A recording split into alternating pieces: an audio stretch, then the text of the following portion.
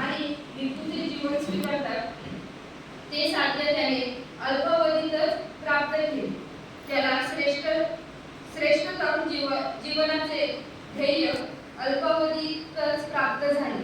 तर जे टपाल होते ना त्यांनी एक आणि एकांतात कठोर परिश्रम करून म्हणजे खूप कष्ट करून दृढ संकल्प युक्त केले त्यांनी आणि खूप थोड्या वेळामध्ये त्यांनी पूर्ण जो संकल्प त्यांनी ठरवला होता ना तो खूप कमी वेळामध्ये त्यांनी प्राप्त केला.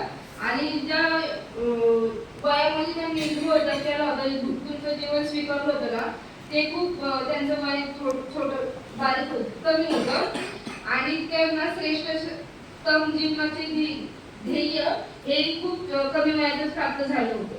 त्यानंतर रथपाल तथागतांकडे गेला. त्याने तथागतांना वंदन केले. त्याने बाजूला आसन ग्रहण केले.